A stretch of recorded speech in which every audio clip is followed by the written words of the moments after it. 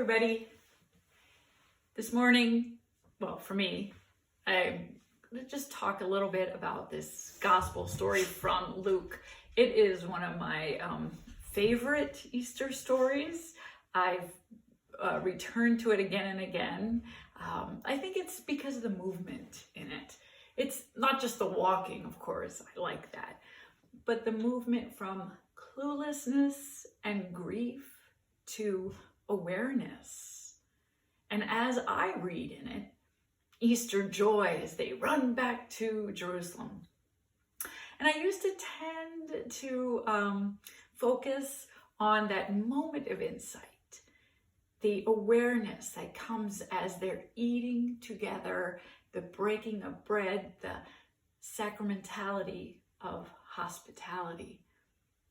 But this week, my mind and whatever is left of it just keeps returning over and over again to Jesus's disappearance, his dematerializing, as if being beamed away in an old Star Trek episode, or for the younger folks, disintegrating like Spider-Man and so many others in Marvel's Infinity War at the end of that movie. And it makes sense. It's logical in these days, especially now with all the pain, with the disappearance of our world that we knew, our lifestyle and lives that we knew just a few weeks and months ago. And it doesn't take a great feat of imagination to imagine the dismay of those two disciples as Jesus goes poof before their very eyes, kind of like a superhero off on their next adventure. It is easy to sit there and dwell with that, with those two, to linger and languish in that loss, that questioning. Like, where'd he go? Where is Jesus? Why is he not here? Where is God? Do not get me wrong. I'm not saying it is bad to ask these questions. No. Where is God? Jesus? Hope? Those are good questions.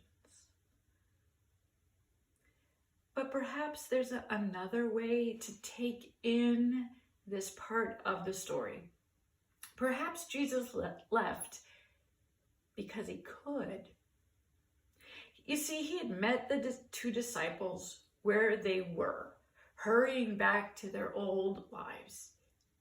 He had listened to them, he'd spoken with them, ate with them, and fed them. Fed them real bread, but also the bread of healing, the bread of teaching, the bread of hope and life. They had now, those two disciples, they had what they needed. And now it was their turn. Jesus didn't disappear because his time was up. He vanishes, moves on, because it's now their time, the disciples' time, their turn. And if he had stayed there with them, they would not have gotten up and run back to Jerusalem. This time, though, they weren't running away from all that had happened, but they were running to Easter. And I've made Easter a verb, to Easter, to give the other disciples hope, to share with them the story of resurrection, of Jesus, of new life. Yes, it is tempting to just wander, to hunker down, not just physically, but spiritually, and focus on myself and how bad I feel and who and what I miss and the pain and the questions, the absence. comedian, internet guru, J.P. Sears put it this way. He declared, purpose always trumps panic.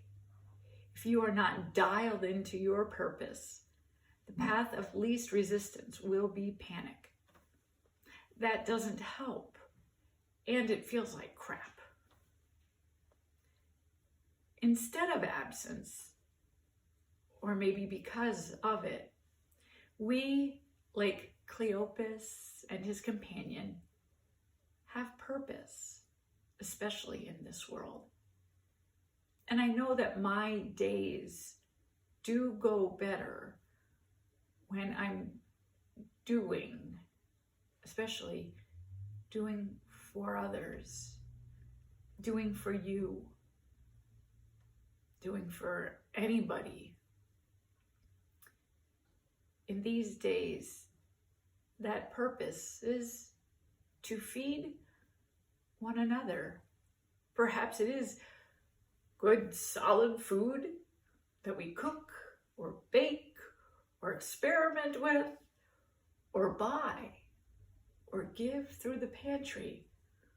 Our purpose is to nourish others, to nourish this world with compassion. And like those disciples, we can carry this with us, sharing it and shedding it better than any panic or pandemic. This Easter message, we are alive in Christ, and we are fed, not fed up, but fed with peace, compassion, and we have